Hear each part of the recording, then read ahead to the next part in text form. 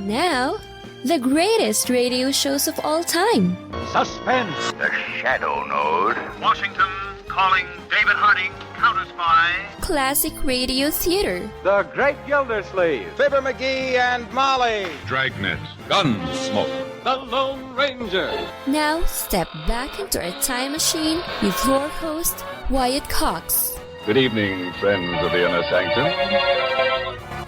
Bobby Ellis, starring in the last season of shows of the Aldrich Family as Henry Aldrich from October 26, 1952. No, he wasn't an Ezra Stone, but he did a good job of it. This episode entitled Parents' Day, October 26, 1952.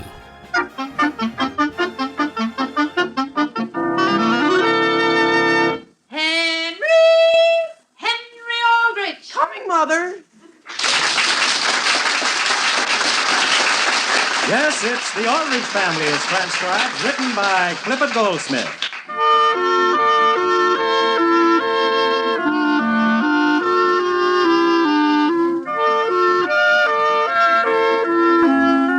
Men who work with figures say that the average American family consists of 4.2 persons.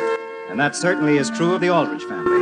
For Sam and Alice, Mary and Henry always add up to 4.2. The extra 2/10 is contributed by Henry, because he's a typical teenage boy, plus a little something extra. The scene opens in the Aldrich hallway. The time is evening. Hey, Henry, what are you doing? Looking for the phone book, Homer.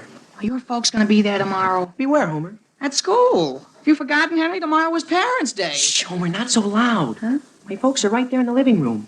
Are they going, Henry? No. Boy, am I lucky. They've forgotten all about it. Well, how do you know? Well, the notice came 2 weeks ago, and my mother put it on the table. Then about 3 days later, somebody threw it out. I forget who. Boy, I sure hope my folks forget. If there's one thing I hate, it's Parents' Day. Same here. Did you go all the pieces, too, on that day? Henry! Yes, Mother? Why don't you and Homer come into the living room? Well, I've got to put in a call, Mother.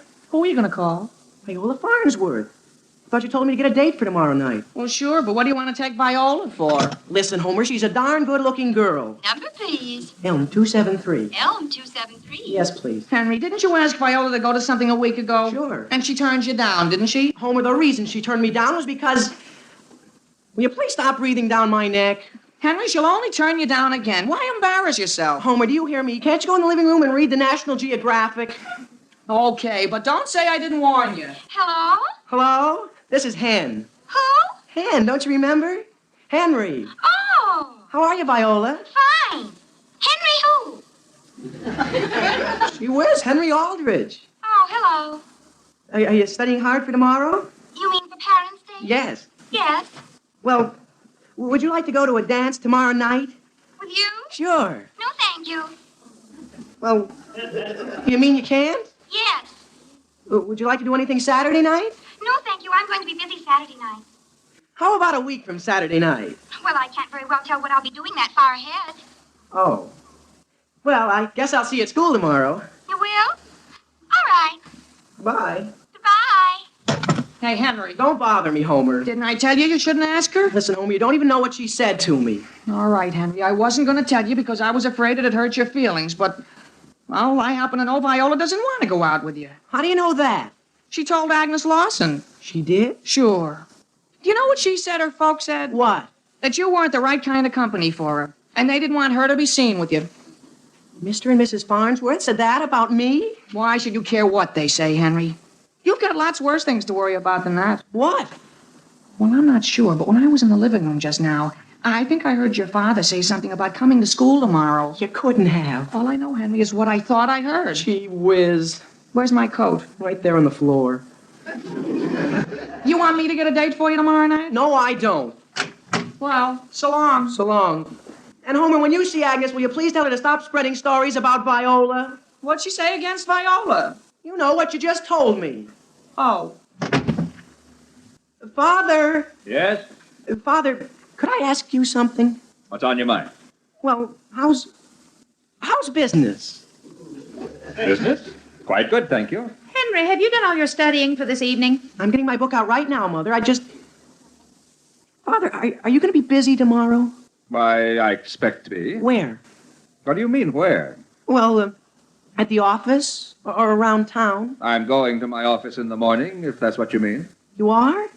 And will you be quite busy down there? I hope so. Well, I'm glad to hear the business is so good. And I'm glad you feel that way. Sam, can I get you something? No, thanks. I'm going upstairs a moment. Henry, please get on with your homework. I am, Father. Mother, do you mind if I ask you something? Oh, if it hasn't anything to do with your algebra. Gee, it hasn't anything to do with anything.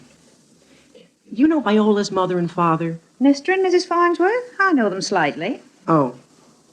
Mother, did Father say he was going to be busy all day? Henry, I thought you were going to study. I am studying my Latin. Look, I'm on page 18. Well, suppose you keep right on then. Omnes artes quae ad humani. You know what Agnes said somebody said about me? What? Never mind, nothing. But gee, I don't see how our folks can jump to conclusions when they don't even know me. Whose folks don't even know you? Anybody's. Gee whiz, what's so terrible about me? Henry, are you translating Latin? Who, me? Sure. Mother, do you think Viola Farnsworth is so good looking? What's that? I mean, what right has Homer got? Homer. Dear, is there something in that book that confuses you? No, gee whiz. Mother, would you mind asking Mr. and Mrs. Farnsworth over here for dinner sometime? Dear, we don't even know Mr. and Mrs. Farnsworth. That isn't the point, Mother. You're just looking at things backwards. Have you ever met the Farnsworths? Well, yes, but only under what you might call unfavorable circumstances. So why couldn't you have them over here sometime and let them see what Father is really like? What he's what? Henry getting his work done? What's that, Father? Henry, I think you'd get a great deal more work done if you'd take your book and go up to your room. Now? No. Before Mother answers my question? Henry? Yes, Father, I'll go. Only first, Mother, may I ask one thing? Well, if you should meet me on the street, out of a clear sky, see, and you never met me before, what would you say? why, I think I'd say, here comes a very fine-looking young man. You would? Well, good night. Good night. Good night. Alice. Yes, Sam? Why in the world did he ask that? Now, dear, didn't you ever wonder the same thing about yourself?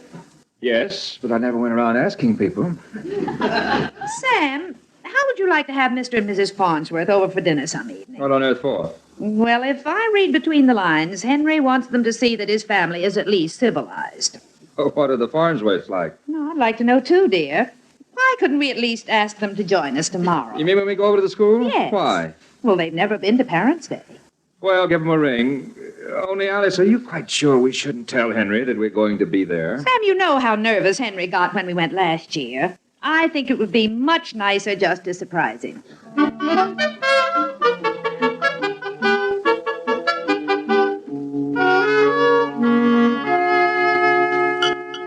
I'll bring your bacon in just a moment, Sam. Did you reach the Farnsworths? No, dear, I just tried them again. They must be pretty social. Out last night, line busy this morning. I guess they're out of our class. Will you call Henry, please? Henry! Yes, Father, I'm coming right now.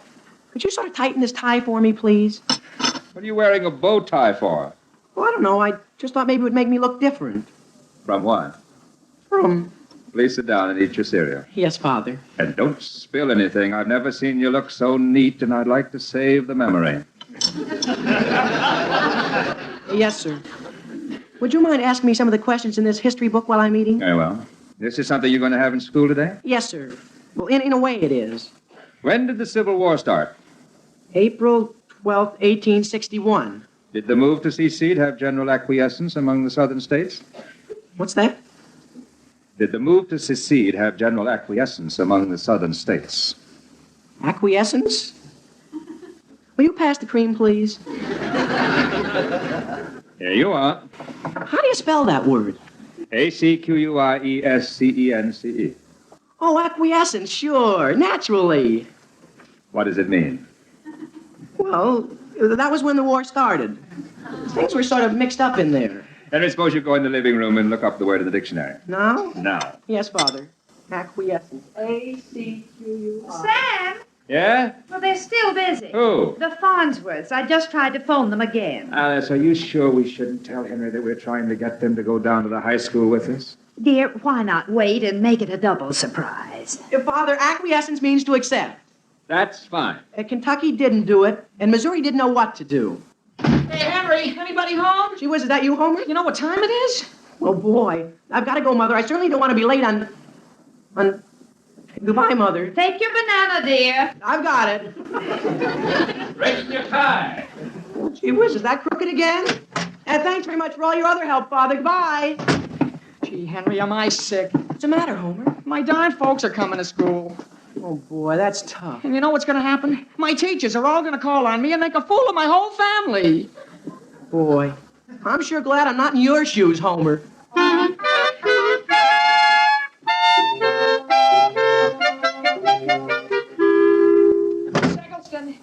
Miss Eggleston. Yes, Homer? I've got a wonderful idea. Well, what is it, Homer? As long as this is Parents' Day, don't you think it'd be a good idea if instead of my coming into English class, I act as sort of an usher? An usher? Well, sure. I'll stand right outside the classroom, see? And whenever I see a parent that doesn't look as though he knows where he's going, I'll say, wouldn't you like to step in here and listen to English? Well, that's very thoughtful of you, Homer, but we're going to need you in the spelling bee. In the spelling bee? Of course. It's going to be one of the main features of the day. Some of the boys are going to spell against some of the girls. I think the parents would enjoy that, don't you? If I'm in it, mine won't. You are in it. Oh, boy. Miss Eggleston, I know this sounds like an excuse, but frankly, I've got a sore throat. Homer, I'm sorry, but I'm busy, and I shall have to ask you to leave the room. Yes, Miss Eggleston, I'll go. But my throat's getting worse every second. Hey, Homer. Let me alone, Henry, will you? How about delivering this note to Viola Farnsworth? No. Please, Homer. Henry, why are you wasting time writing her notes? I didn't write it. I didn't write a word of it. I just cut it out of a book. Well, let's see it. It's just a little write-up, Homer. Here, it's about my father. Gee whiz, what was that printed in? His college yearbook when he graduated. He was a big shot in his class. Boy, does he look different. What did they call him? Dapper Sam? Sure, Dapper Sam. Here, read the whole thing. Dapper Sam Aldrich, perhaps a bit stuffy at times, but generous, brilliant, and most likely to succeed. Pretty good, huh? What do they mean by stuffy? Well, my mother got him over that. How about it? Won't you please give it to Viola? If I will you do something for me? Sure. Okay. Go in and tell Miss Eggleston you'd like to take my place in the spelling bee. Oh, now, wait a minute, Homer. What spelling bee? Just a little spelling bee. It's going to be a lot of fun. Fun for who? Henry, my folks are going to be there, and yours aren't. Homer, I've got a sore throat. Don't give me that. I thought you said you'd help me if I'd help you. But, Homer, you know what my spelling is like. Do you want me to give this note to Viola? Well, sure, but that's entirely different. Do you? Or don't you want her to know your father used to be considered bright?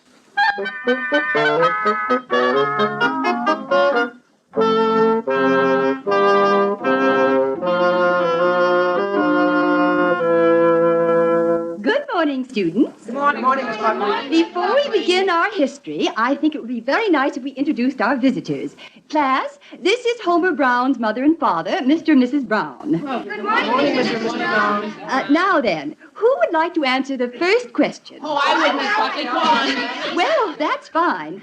But I think we should let Homer have the honor. Homer, will you stand up, please? Yes, Miss Buckley. Go to, where's my books? Now, Homer, in what year did the Civil War begin? Why, well, in what year? In what year? The Civil War? Was that in today's lesson, Miss Buckley? Yes, it was. Oh. Well, I guess I'm not thinking very fast. Well, that's quite all right, Homer. Suppose we let you sit down and give you another chance later on. Yes, Miss Buckley. Henry Aldrich, would you tell us the answer? Who, me? Well, it was in 1861. That is correct. To be exact, April 12th. Thank you, Henry. You may sit down. Yes, Miss Buckley. Well, I see we have some more visitors. How do you do? Class, we're glad to welcome Mr. and Mrs. Aldrich and Mr. and Mrs. Farnsworth. Good morning, Mrs. I believe there are plenty of chairs right here in front. Thank you. Now then, suppose we let Viola Farnsworth answer this next question. Yes, Miss Buckley. What were the basic causes of the Civil War? Slavery and economic difference. No, that's fine. Now, the next question, I think we should let Henry Aldrich have the next one in honor of his parents. Henry? Yes, Miss Buckley. Did the move to secede have general acquiescence among the southern states? Well, I'll tell you, Miss Barnes. I mean, Miss Buckley. Take your time. Well, I guess I'm afraid Henry, you told me at breakfast Kentucky and Missouri were doubtful states. Oh, yes. I'm sorry, Mr. Aldrich, but I'm afraid we'll have to ask our visitors not to give any assistance. I beg your pardon. Homer? Yes, Miss Buckley? That piece of paper that you just started to pass to Viola, does that have anything to do with our Civil War history? Well, it's from around that time. Yeah, that's fine. I'm quite sure then all of us will be interested in hearing what it has to say. You mean you want to see this? Will you stand up and read it, please? The only thing is, it's... Now, let's forget that we have visitors. Just stand up and read it right out. Right out? I think we should keep up on everything that anyway pertains to history. But, Miss Buckley... Homer. Yes, ma'am. It says... Dapper Sam Aldrich. Perhaps a bit stuffy at times, but generous, brilliant. Homer! Sam! Henry! We'll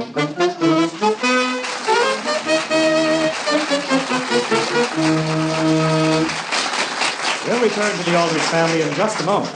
October 26, 1952, The Aldrich Family on Classic Radio Theater with Wyatt Cox. You know, a lot of times you have to choose between something high quality or something that saves you money.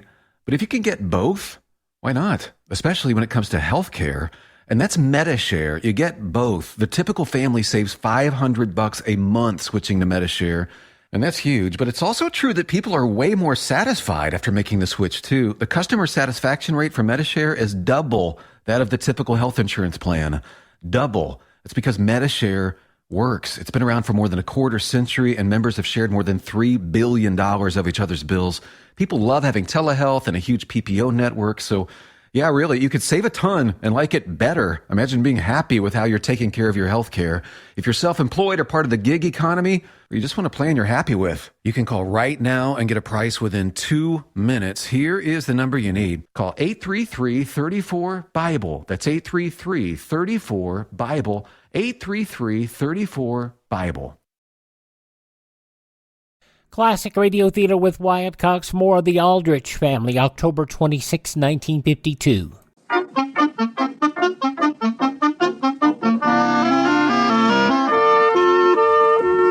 Now getting back to the troubles of Henry Aldrich. Henry, not knowing his mother and father were planning to visit his school on Parents' Day, has agreed to take part in a spelling bee in place of Homer Brown. The scene opens in the school corridor, a few minutes before the contest is scheduled to begin. You wait, Homer. You just wait. Henry, could I help it if she made me read it? If you think I'm going to go into that spelling bee for you, you're crazy. But, Henry, you've got to. Oh, no, I don't. I'm going to tell Miss Eggleston to put you back in. Listen, Henry, you gave me your word. You're in the spelling bee. Henry! Yes, Father? May I speak with you, please? I know what you're going to say. So long, Henry. I'm going into the arts and crafts exhibit. Henry, I don't believe I've ever been quite so embarrassed in my life. Father, I didn't know Homer was going to read that. The whole thing was out of my control. That isn't what I'm referring to. Then what is it? In history class, you're not remembering that it was Kentucky. But, Father, my mind went blank. Didn't I send you into the living room during breakfast to look up the key word acquiescence, and didn't you come back and tell me the correct answer? Yes, Father. Then why did you act as though you didn't have a tongue? Because right at that minute, I couldn't have told you my own name. Henry! Yes, Mother? Where's the arts and crafts exhibit? Gee, I don't think you and Father would enjoy seeing that, Mother. Don't you have anything in there? Well, yes, but wouldn't you rather have me take you around the building and show you the gymnasium or something? In what room is the exhibit? Well, I don't know the exact room. Well, will you please go down the hall and ask someone? Yes, Mother, I'll go. Sam, Yes, Alice? I'm not sure, but I don't think I like the Farnsworths. Frankly, I don't like them either. Did you see Mr. Farnsworth's face when Henry couldn't answer that question? I saw it. Hey, Mother, the exhibit's right here in room 101. Well, let's go in. I warn you, you won't like it. Oh, yes, we will. My goodness, look at all the things. Look at that card table. Henry, did one of the students build that? Yes, sir. But that was sort of an advanced course. Henry, look out, you're backing into someone. Oh, gee whiz, excuse me. Well, that's all right. I hardly felt it. Oh, is that you, Mr. Farnsworth? It is. Henry, your father and I are going to walk over and look at the mechanical drawing. All right. Young man. Yes, Mr. Farnsworth? Do you happen to know who built this model airplane? Well, that was built by 5 or 6 of the boys. They all sort of got together on it. Were you one of them? No, I wasn't. What did you build? Well, I built this thing right here. What is it? What isn't anything. It's just a paperweight. Well, how did you happen to put your time in on a thing like that? Well, it's nothing but a brass ball. Well, I made it out of a square block, see, on a machine. I thought it'd be fun to see if I could make it perfectly round. Father! Yes, Viola? Oh, hello, Viola. We were just looking at Henry's paperweight. Henry, did you make that? Sure. Would you like me to show you some of these other things? Oh, no, it's almost time for the spelling bee. The spelling bee? Are you in that, too? Of course. Do you mean to say, young man, that you were in it? Well, in a way I am. It ought to be quite a contest. Yes. I was just looking at this card here by your paperweight. Did you letter this? Yes, sir. It says sphere made by Henry Aldrich, and the sphere is spelled S-P-E-R-E. Oh, I happen to spell it that way. Henry, you kill me. Listen, Viola, anybody would think you never made any mistakes. Henry, isn't that the bell for the spelling bee? Yes, I think it is, Father. This is something I don't want to miss, Mr. Aldrich. Your daughter pretty good at spelling? Well, I'll certainly stake her against any boy, any time. Yes? Well, just to be a good sport, I'll stake Henry against any girl. Father, you don't really want to go in there, do you? I'd like to see anyone keep me out. Come on, Father, we're going to be late. All right. Sam, wait for me. Mother, are you coming, too? Of course I am. Well, October 26, 1952, The Aldrich Family on Classic Radio Theater with Wyatt Cox. The conclusion follows these messages.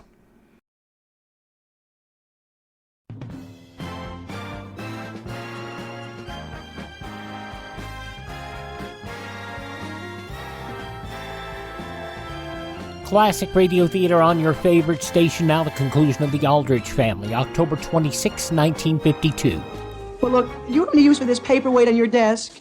Henry, did you make that? Sure. Could you just put it in your pocketbook? Well, dear, I can't very well carry a brass ball like that around. Aren't you supposed to leave it here on exhibit? Gee whiz, no. Don't know why I entered it here in the first place. Sam, What? put this paperweight in your pocket and hurry up or we'll be late to the spelling bee.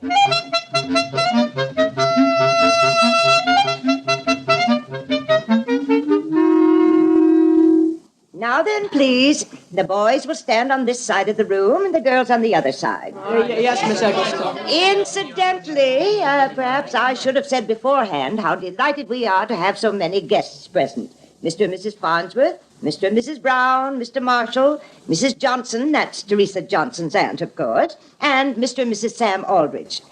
Now then, let's draw the first word for the girls' team. Betty Chase, your word is reconnoiter. Reconnoiter. R-E-C-O-N-N-O-I-T-E-R. Correct. And now the boys. Willie Marshall, I believe your word is to be erysipelas. Erysipelas. E-A-R-Y-S-I-P-E-L-A-S. Wrong. Wrong. Viola Farnsworth. Erysipelas. E-R-Y-S-I-P-E-L-A-S. That's very good. Viola's one of our best spellers. We're very proud of Viola. The next word will be spelled by Henry Aldrich. Yes, Miss Eggleston. Biscuit. Biscuit? Yes. That you eat? Well, if that's the way you think about it. B-I-S-C-U-I-T? Correct. Correct? The next word.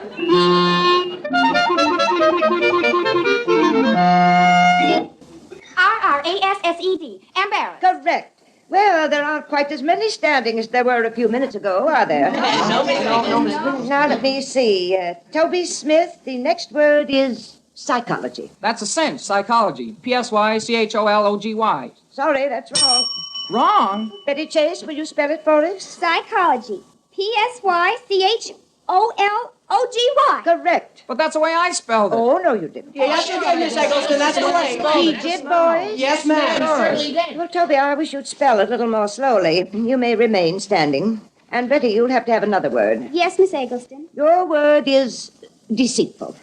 D-E-C-E-I-T-F-U-L-L. Wrong. Oh, no, I wasn't. It's I before E except after C. But that isn't where you went wrong. Henry Aldrich. Yes, Miss Eggleston. D-E-C-E-I-T-F-U. 1L. Right.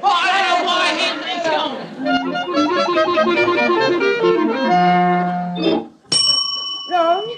Well, now there are only two left standing, which makes it very exciting. Viola Farnsworth and Henry Aldrich.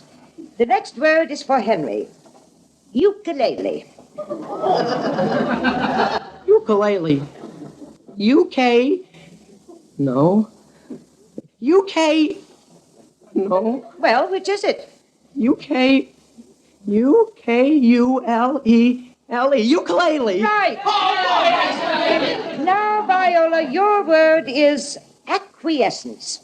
Oh, gee whiz. I'm sorry, let's not have any remarks. It's Viola's turn. Acquiescence. AQUIESCENCE. You're wrong. Now, just a moment. Viola's not down unless Henry spells it correctly. Henry, it's up to you. Oh, boy. Oh, come on, Henry. Don't do it, Henry. Come on. Come on, Henry. Quiet now, please. Let's not confuse him. Acquiescence. Acquiescence. ACQUIESCENCE. Right. The boys win.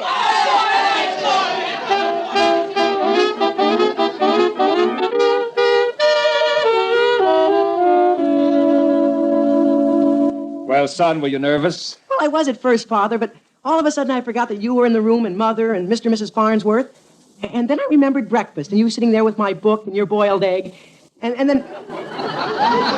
then acquiescence came right back into my mind. Sam, the Farnsworths left word that they were driving on home. Alone? I think they preferred going alone. Well, the feeling is mutual. Hey, Henry, you're wanted in the main office. Oh, gee whiz. Mr. Bradley saw us the deuce. What about? Well, didn't you take that paperweight out of the arts and crafts exhibit? Sure, but it's mine, Homer. That doesn't make any difference. He says you're to take it right straight back and leave it there until you get your award. My award? Well, that's what I'm trying to tell you. You got third prize for form and precision. No kidding. Well, what do you know? And Viola wants an answer to a note she gave me to give to you. A note from Viola? Where is it, Homer? I lost it. You lost it? I remember what she said, though. Well, what did she say? Dear Henry, would you please accept my humble apologies? Well, Homer, tell her I acquiesce.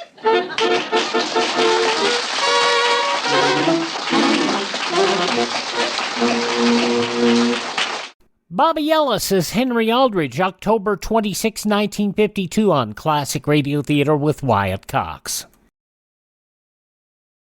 Now on Classic Radio Theater with Wyatt Cox, the soap opera Claudia, originally broadcast October 26, 1948. And now, Claudia. Mr. Warren! Mr. Warren! It's funny, his wife said he was out here in the barn. Mr. Warren! Hey, is that you, Norton? Hey, be right with you. I'm out in the milk room. Right. Warm and friendly in a cow barn on a nippy morning. My ears are still tingly. David, did you ever see so many cows? Yes. You have got a green light of envy in your eyes. Look, we're only going to have one cow. Do you hear? Well, you young folks is here bright and early. Yes, thank you for telephoning us this morning about your decision to let us have one of your cows, Mr. Warren. Jared and I talked it over after you left yesterday. Maybe he's right. Trouble with me and cows is I don't like to sell the good ones, and I raise only good ones. Gets to be sort of a case of too much of a good thing. Even with good things, there can be too much? But the cow I sell you won't be too much like selling a cow. She'll be right on the next farm. Tucker here! Tucker here! Where be everybody? We're here in the cow barn, Mr. Tucker. Hey, you ain't bought nothing yet. You ain't said yes on the cow yet. Nope, we just got here. It's good. It's good. Why don't you two young'uns wait for me? Got hightailed over here like two frisky calves let out to a new pasture. You ain't cut your eye teeth, neither of you. When it comes to cows, without the advice and guidance of an expert, you'll get your hides scun off. I suppose, Jared, you think you're whispering, you horse-old bullfrog. If there's anybody in Eastbrook, you gotta watch out for a sharp trade. It be you, not me. Speak of the devil and he'll hear you. Matthew, if what I said applies to you, take it to heart and mend your ways. If it don't, then don't feel your toes got stepped on. It's funny how tender a man's toes can get.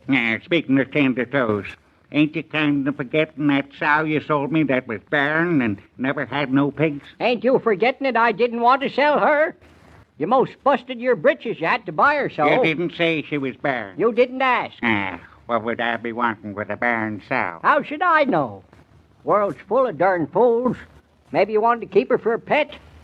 Anyway, I didn't charge you more'n she was worth for me. Much. If you hadn't been so eager to skin me, the price I was asking would have been less. Look, Mr. Warren, Mr. Tucker. Claudia and I want to buy a cow, but we don't want to be the occasion for two neighbors to have ill feeling. Two neighbors between whom we live. Who's quarreling? We ain't Now, quarreling. Jerry talks a lot, but he don't mean nothing by it. Oh, I don't, hey? Well, let me tell you one thing, Matthew Mr. Warren, just what cow did you have in mind selling to us? No, probably some old moth-eaten bag of bones with the heaves and staggers and blind on three Well, corners. I was going to let you pick your choice out of the four animals this end of the line. Oh, called out your poor ones, did you? But after Jared's remarks, I sort of think I'll let you pick any animal in the herd that strikes your fancy. Of course, we'll have to negotiate the price. Thought there was some hitch and kink into it. We might pick out your best cow. And, Miss Norton, you'll be buying a very good cow. I'm sure we would. Say, why don't you just look up and down the line by yourselves? I got some feed to throw down to the calves, and when I come back, I'll tell you anything you want to know. Trapped the old fox that time. Sometimes you use honey to sweeten them up, sometimes vinegar to rile them. Prefer vinegar myself. God danged if we ain't going to buy the best cow in the county. But it doesn't seem fair to Mr. Warren, Mr. Tucker. Fair. Matt Warren will never starve for anything you do to him. Come on. Time's a-wasting. What do you think of this one here? Oh, I think she's nice. Babes in the woods, you be. Babes in the woods, splayed in the foot, thin in the shoulder, droopy in the eye, long in the couple, slabbed into the ribs, udder poor attached. She's 7 years old and her tail's short. Wouldn't look twice at this cow.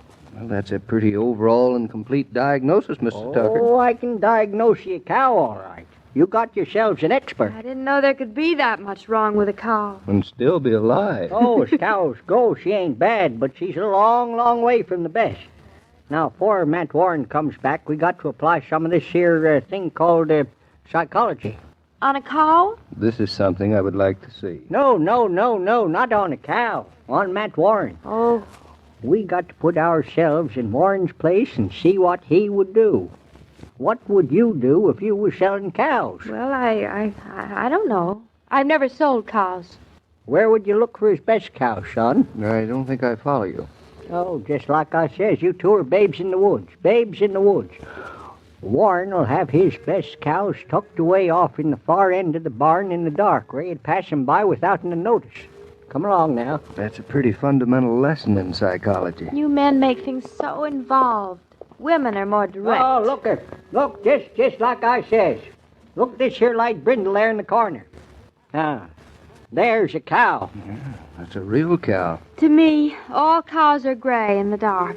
A little garbled, but an apt quotation. However, believe me, darling, this is quite a lot of cow. What's that you say? What's that? Speak up, you young'uns. If you don't like that cow, you don't know nothing about cows. Oh, I like her. But not knowing much about cows, I don't know why I'm supposed to like her. Well, just look at her bill. Neat and compact, right womanly, she is right womanly. And her conformation. That's a big word. Cover a lot of sins and failings, son. Take a cow point by point, and then add 'em up. Well, let's see. Got a long tail. That's supposed to be good? You tell her, son. Tell her. Well, in the summertime, Claudia, when the flies are bad, a cow with a short tail can switch them off as well as... Mr. Norton, I see you're eyeing a good cow. This one here's your Belinda cow. If you didn't know, Jared, you wouldn't be asking. She's fair cow. She's a fine cow. Fair. A little underfleshed, ain't she? Makes milk with her feed, not beef. Still a mite more weight for her age. She's got some age into her. Coming 5. Only 5, you say? Looks to deceive you times. You said you had some calves, Mr. Warren. I wonder if I can see them. Yeah, they're out in the yard there, right behind the door, Mrs. Norton. I'll just look at them, darling, while you and Mr. Warren talk cows. Oh, that's a woman for you. They're suckers for small things. Calves and little piglets and little baby chicks. All them little things, they sort of gravitate to 'em. Say, you wouldn't have been hiding this Belinda cow, would you, Matt? Not hiding exactly? I'm standing here in the dock. We might pass her by. Well, you might have liked something better. Sooner, you mean, not better. This here's a cow, Mr. Norton, you might fasten your eye to. She'll milk you close to 30 pounds a day. Still better 40 when she's fresh. She'll milk you 7,000 or 8,000 pounds in a year. 10,420 last year. That's quite a cow. Probably average better than 4% butter fat. Good Jersey's a butter factory. 5.3% last lactation. And she's no more than, I should say, 6 years old. Coming 5 on the 21st of January. Matthew, you didn't tell a single lie. Mr. Norton, I tried to trip him, but he gave you the whole truth. Story's printed with a record in last month's herd book. Mr. Warren, if you'd be willing to sell this When I cow... got mad at Jared, I made an agreement with you. You could buy any cow I got.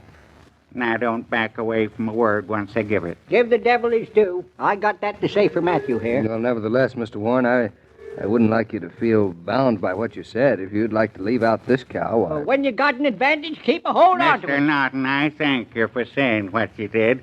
It was right neighborly. And don't believe Jared is as mean and as cantankerous as he makes out to be. He and I'll be just as mean and cantankerous as I want to be. And don't you try to honey me up. Go on, sell your cow. Buy your cow. See if I care. Mean and cantankerous. Thou hast said it, Jared. David, have you bought the cow yet?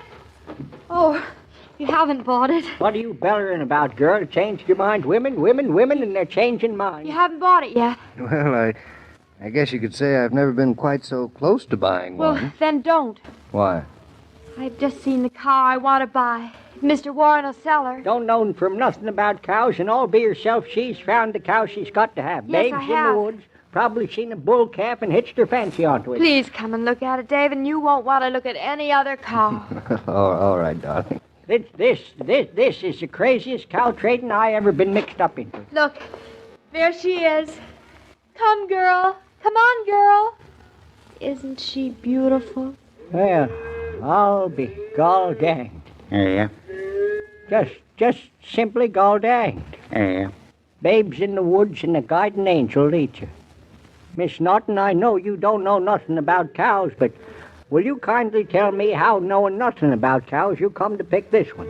Well, I know it sounds sort of silly, but David, you won't laugh at me. No, darling, I won't laugh at you. Well, she has such nice eyes and such a sweet expression on her face, and she's so pretty looking and graceful when she walks, and she follows me, and she seems to like me. Don't you, girl? See? Well, I'll be gall danged. Well, she looks like a good cow. I thought you sold her, Matthew. Nah, I dickered around some, but finally backed away from the trade. Sort of didn't like to sell her. I guess I've sold her now. Tell the Nortons about her, Matthew. She's the queen. The queen. She's that which there ain't no better than. She's the Nunparelli, Longmeadow, Majesty, Smoky, Smilax. She won a hat full of silver medals and enough gold medals to make a necklace out of. Say it again, Miss Norton. Say what? What you said about this here cow. That she had nice eyes and a sweet expression? Nice eyes and a sweet expression. And she picks the gall dangdest cow in the country. Miss Norton, you couldn't have said no finer thing about the queen. Well, sir, Mr. Norton, I hope you've learned your lesson.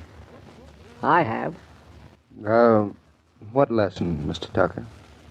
When you and I go out buying cows, we take Mrs. Norton with us. All she has to do is look in their eyes. I'll be gall danged.